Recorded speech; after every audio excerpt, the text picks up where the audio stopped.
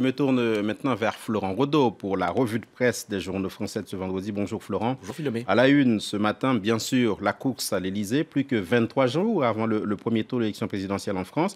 Et l'opinion se penche ce matin sur, je cite, le mystère du vote caché. Oui, selon le quotidien, si une partie des électeurs n'avouent pas aujourd'hui voter pour François Fillon, abîmé par les affaires, ils le finiront par le faire. François Fillon bénéficierait donc d'une réserve de voix cachée, tout comme Marine Le Pen. C'est le résultat d'une étude de la société canadienne Filteris, une enquête qui en réconforte certains à droite. Peut-on lire en une, le quotidien illustre son propos par un dessin que vous découvrez. On y voit un sondeur demander à Marianne si elle va voter Emmanuel Utile, François Caché ou Jean-Luc à la mode.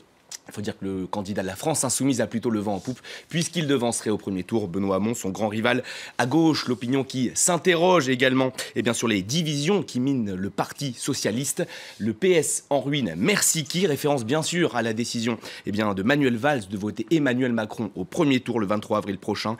Il ne reste plus aujourd'hui que des haines et des échecs, des crispations et des reniements, des divisions et des faction, fin de citation. Manuel Valls, que l'on retrouve dans la colonne de Libération, avec cette question. Florent, peut-il être exclu du PS après son soutien au candidat Emmanuel Macron? Oui, le quotidien nous apprend que l'ancien Premier ministre est dans le viseur du parti où, je cite, les demandes de sanctions à l'égard des socialistes pro-Macron se font de plus en plus pressantes. Selon Libération, certains proches de Benoît Hamon veulent en découdre dès lundi prochain à l'occasion du bureau national du PS. Le candidat socialiste qui poursuit sa campagne vaille que vaille, nous dit le Figaro, qui rappelle qu'il n'est crédité pour l'heure que de 10%, voire moins. Le quotidien relaie les propos d'un cadre socialiste. Plus on avance, moins je comprends sa campagne. On va terminer avec 25 ou 30 députés et il ne nous restera que nos yeux pour pleurer. Ambiance donc. Pour Emmanuel Macron, en revanche, le moral est au beau fixe. Après, je vous l'ai dit, le soutien de Manuel Valls. Selon Libération, l'enfant de la bourgeoisie amiénoise, passé par les grandes écoles au Salon doré de la Ve République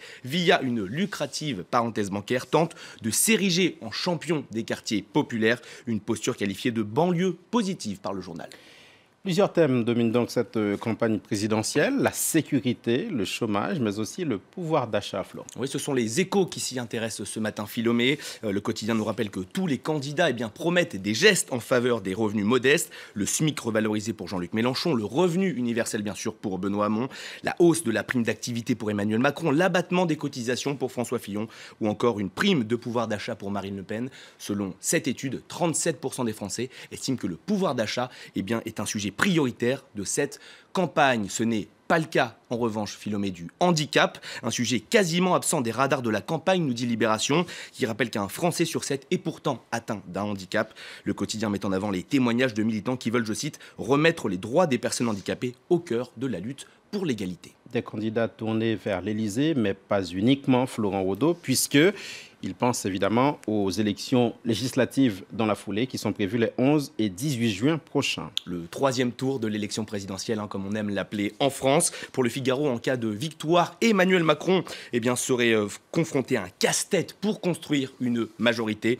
Conséquence, selon le quotidien, de la diversité de ses soutiens à gauche, à droite et au centre. Dans son édito baptisé « La cohérence ou l'inconnu », le journal se demande si ce ne serait pas avec Emmanuel Macron et Marine Le Pen le retour de l'instabilité de la 4e République. L'enjeu est de taille, les partis pourraient y jouer leur survie politique. Fin de citation. Il n'y a pas que l'élection présidentielle, Florent, qui fait la une des journaux français de ce vendredi. L'Humanité s'intéresse ce matin à la fin de la trêve hivernale. Elle sera effective dès demain samedi. Oui, pour le quotidien, cette date du 1er avril plonge dans la peur de la rue les familles en difficulté. L'Humanité rappelle qu'entre 2000 et 2015, les décisions judiciaires d'expulsion pour impayés ont augmenté de 80% en France. Stop ou encore, c'est la question posée ce matin dans le journal fondé par Jean Jaurès.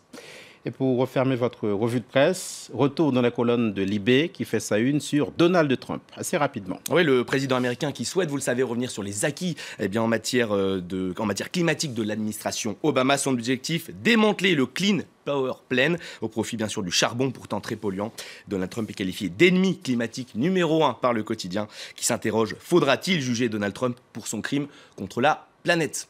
La revue de presse des journaux français. Merci Florent Rodeau. On observe une courte pause dans Paris Direct. On se retrouve à 7h30 pile pour un nouveau journal.